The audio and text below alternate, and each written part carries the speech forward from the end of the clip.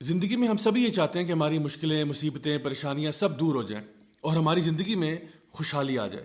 تو آج جو میں آپ کے ساتھ ویڈیو میں میسج شیئر کر رہا ہوں، میں سمجھتا ہوں یہ بہت ہی امپورٹنٹ میسج ہے، اتنا امپورٹنٹ کہ یہ ویڈیو آپ کو روزانہ دیکھنا چاہیے، اور اگر روزانہ نہ بھی دیکھ پائیں، جب بھی کسی مصیبت میں، پریشانی میں آپ پھنسے ہوں، یہ ویڈیو ضرور دیکھیں۔ انشاءاللہ امید ہے کہ آپ کو بہت فائدہ ہوگا۔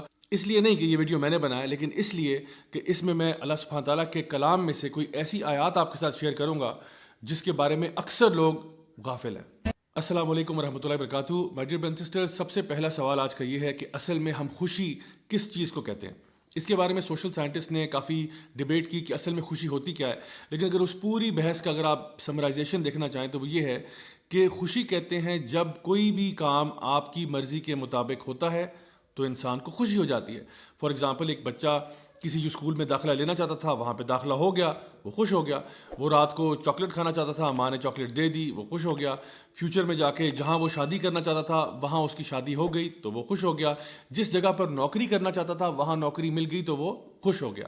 یعنی کہ جب چیزیں ہماری مرضی کے مطابق ہوتی ہیں تو ہمیں خوشی مل جاتی ہے، اور جب ہماری مرضی کے مطابق چیزیں نہیں ہوتی تو ہم اداس ہو جاتے ہیں۔ اب سوال یہ ہے کہ کیا ایسا ہوگا کہ آپ کی زندگی میں سارے کام جو ہوں گے وہ آپ کی مرضی کے مطابق ہوں گے؟ اللہ سبحانہ تعالیٰ سورہ یونس سورہ نمبر 10 آیت نمبر 62 میں ایک بہت ہی زبردست بات ارشاد فرماتے ہیں۔ اللہ تعالیٰ فرماتے ہیں الا ان اولیاء اللہ لا خوف علیہم ولا هم یحزنون۔ یقیناً جو اللہ کے ولی ہوتے ہیں، جو اللہ کے دوست ہوتے ہیں، جو اللہ کے پیارے ہوتے ہیں، ان کی دو خصوصیات ہیں جن کا ذکر اللہ سبحانہ تعالیٰ کر رہے ہیں۔ یعنی کہ ایک تو کہا گیا کہ لا خوف علیہم، کہ ان کو خوف نہیں ہوتا، اور دوسرا ان کو غم نہیں ہوتا۔ تو یاد رکھیے ایک بات کہ خوف ہمیشہ فیوچر کی چیزوں کا ہوتا ہے اور غم ہمیشہ پاسٹ کی چیزوں کا ہوتا ہے۔ یعنی خوف ہمیشہ اس چیز کا ہوتا ہے جو ابھی ہوئی نہیں ہوتی۔ مثلا مجھے ایک جنگلی جانور کاٹ جائے گا، مجھے خدا نخواستہ کرونا وائرس ہو جائے گا، میں امتحان میں فیل ہو جاؤں گا، مجھے نوکری نہیں ملے گی۔ یہ سارے خوف ہیں جن کا تعلق مستقبل کے ساتھ ہے۔ اور اسی طرح سے غم جب انسان کو ہوتا ہے تو وہ ہمیشہ کسی پاسٹ کی چیز یا ماضی کی چیز کے بارے میں ہوتا ہے۔ مثلا کاش کہ میں نے پڑھ لیا ہوتا تو آج فیل نہ ہوتا، کاش کہ میں نے یوں کر لیا ہوتا، کاش کہ میں نے وہ کر لیا ہوتا۔ یعنی انسان جب بھی غم کی حالت میں ہوتا ہے تو غم ہمیشہ گزری ہوئی بات پر کیا جاتا ہے، اور جب بھی انسان خوف زدہ ہوتا ہے تو وہ ہمیشہ کسی فیوچر کی چیز کے بارے میں خوف زدہ ہو رہا ہوتا ہے۔ تو اللہ سبحانہ تعالیٰ یہ بتانا چاہ رہے ہیں کہ اگر آپ واقعی میں اللہ کے ولی ہیں، اللہ کے دوست ہیں، تو آپ کو یہ پتہ ہونا چاہیے کہ اللہ تعالیٰ العلیم بھی ہے اور الحکیم بھی ہے۔ العلیم کا مطلب یہ ہے سب سے زیادہ علم والا اللہ ہے، الحکیم کا مطلب یہ ہے سب سے زیادہ حکمت والا اللہ ہے۔ یعنی اللہ تعالیٰ ہمارے سے علم میں بھی زیادہ ہے، ہمارے سے سمجھ میں بھی، ہمارے سے وزڈم میں بھی زیادہ ہے، اور ہمیں شاید کسی بھی تصویر کا ایک چھوٹا سا پکسل نظر آ رہا ہوتا ہے، اور اللہ تعالیٰ کو پوری تصویر نظر آ رہی ہوتی ہے۔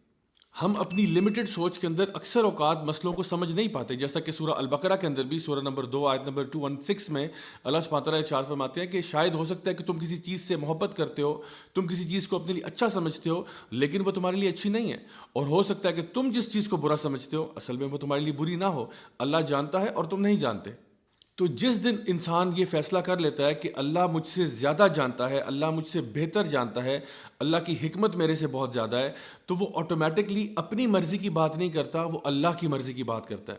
اسی لیے صحابہ کرام رضی اللہ عنہم اجمعین یہ کہا کرتے تھے کہ جب ہم لوگ دعا مانگتے ہیں اور ہماری دعا قبول ہو جاتی ہے تو ہمیں بڑی خوشی ہوتی ہے، اور جب ہماری دعا قبول نہیں ہوتی تو ہمیں اور بھی زیادہ خوشی ہوتی ہے کہ پہلے تو جو مرضی تھی وہ ہماری تھی، لیکن اب جو ہوگا وہ اللہ کی مرضی کے مطابق ہوگا، اور یقیناً اللہ کی مرضی ہماری مرضی سے بہتر ہے۔ اللہ آپ کو آپ کی ماں سے بھی زیادہ چاہتا ہے، تو ایسا کیسے ہو سکتا ہے کہ اللہ آپ کے ساتھ کوئی ایسا معاملہ کرے جو آپ کے لیے برا ہے؟ میں آپ کو اپنی لائف سے کچھ ایگزامپلس بتاتا ہوں کہ جب میں نے کالج یونیورسٹی کی طرف جانا شروع کیا تو میں نے کچھ یونیورسٹیز کے لیے اپلائی کیا جہاں پہ میرا بہت دل تھا، اور میں نے بڑی محنت بھی کی، میں نے دعائیں بھی بہت مانگی، لیکن میرا داخلہ نہیں ہوا۔ پہلے ایک یونیورسٹی کے لیے ٹرائی کیا، پھر دوسری کے لیے ٹرائی کیا، دونوں میں نہیں ہوا، اور آپ یقین کریں میں اتنا ڈیوسٹیٹ ہوا، میں ایک طرح سے آپ کہہ سکتے ہیں کہ میں اللہ تعالیٰ سے نعوذ باللہ کوئی ناراض ہو گیا، اور میں یہ سوچنے لگ پڑا کہ یا اللہ مطلب تیرا اتنی بڑی تیری کائنات ہے، اتنا بڑا تیرا قبضہ قدرت ہے، اور اس میں اگر ایک مسکین میرے جیسا اس یونیورسٹی میں چلا جاتا تو اس میں کیا کمی آ جانی تھی؟ یعنی کہ اگر میرے جیسا ایک مسکین انسان اس یونیورسٹی میں داخل ہو جاتا تو آخر اس میں کیا ہی حرج تھا؟ لیکن آپ یقین کریں کئی سالوں کے بعد مجھے سمجھ میں آیا کہ اس کی حکمت کیا تھی۔ میں ان یونیورسٹیز میں ایز اے اسٹوڈنٹ تو نہیں گیا، لیکن بار بار ان یونیورسٹیز میں ایز اے ٹیچر ضرور گیا، لیکچرز دینے کے لیے، ٹاکس دینے کے لیے، ورک شاپس کرانے کے لیے. اور جس شان و شوکت کے ساتھ میں وہاں پہ گیا اور جس پروٹوکول کے ساتھ گیا، وہ اللہ ہی بہتر جانتا ہے کہ میں اس کا ڈیزرونگ تو نہیں تھا. لیکن میں نے بعد میں جب اس کے بارے میں غور کیا اور سوچا تو یہ خیال آیا کہ واقعی میں اس ٹائم پہ جو سوچتا تھا، اللہ کا پلان میرے پلان سے کروڑوں گنا بہتر تھا. اور ایک دفعہ ایسا بھی ہوا کہ میرا پاؤں جو ہے وہ 4 جگہ سے ٹوٹ گیا، اور وہ اسی طرح سے میں سوچتا تھا اس کے بارے میں کہ آخر اس میں کیا حکمت ہو سکتی ہے. مطلب نارمل میری روٹین چل رہی ہے، لوگوں کو پڑھانے کا سلسلہ چل رہا ہے، پڑھنے کا سلسلہ چل رہا ہے، تو یہ جو میرا پاؤں ٹوٹا ہے، کیا یہ ضروری تھا؟ کیا یہ ضروری تھا کہ یہ واقعہ پیش آتا؟ لیکن آپ یقین کریں کہ اس پاؤں ٹوٹنے کی وجہ سے 2 مہینے میں جب بیڈ ریسٹ پہ گیا ہوں تو مجھے اتنی زیادہ کتابیں پڑھنے کا موقع ملا کہ الحمدللہ میرے نالج میں اضافہ ہوا، اور مجھے معلوم ہے کہ وہ میرے لیے ادروائز کرنا پاسبل نہیں تھا. اگر آپ مجھ سے پوچھیں تو وہ 2 مہینے جو تھے میرے بیڈ ریسٹ پہ، they were some of the best months of my life. اسی طرح سے ہماری زندگی میں ایسے بہت سارے واقعات آتے ہیں کہ ہم لوگوں نے جی CSS کا امتحان دیا، نہیں ہو سکا، کہیں پہ شادی کرنا چاہ رہے تھے، نہیں ہو سک رہی وہاں پہ، کہیں اور ہم نے بزنس میں انویسٹ کیا، بات نہیں بنی، تو ہم پریشان ہو کے بیٹھ جاتے ہیں کہ پتہ نہیں ایسا آخر کیوں ہے. کبھی کبھار اولاد کے معاملے میں ہم یہ سوچتے ہیں کہ ہائے میں تو بیٹے چاہتا تھا، اللہ مجھے بیٹیاں کیوں دے رہا ہے، یا میں اولاد چاہتا تھا، مجھے اولاد کیوں نہیں مل رہی. آپ یقین کریں گے میں کچھ ایسے لوگوں کو بھی جانتا ہوں جن کی شادی کے 18 سال کے بعد، 20 سال کے بعد اللہ تعالیٰ نے ان کو اولاد دی ہے. کچھ ایسے لوگ بھی ہیں جنہوں نے بہت چھوٹے بزنس سے آغاز کیا اور 10 15 20 سال کے بعد اللہ تعالیٰ نے ان کو کروڑ پتی بنا دیا. My dear brothers and sisters, اللہ تعالیٰ آپ کے ٹائم ٹیبل کے مطابق نہیں چلتا، ہم اللہ تعالیٰ کے بتائے ہوئے ٹائم ٹیبل کے مطابق چلتے ہیں. آپ اپنے طور پہ پوری کوشش کریں، پوری محنت کریں. اگر تو اللہ تعالیٰ نے چاہا تو اسی میں اللہ تعالیٰ خیر و برکت ڈال دے گا، اور اگر اللہ تعالیٰ نے ایسا نہ چاہا تو یہ بات جان لیں کہ جو بھی فیصلہ اللہ کا ہوگا وہ آپ کے لیے بہتر ہوگا.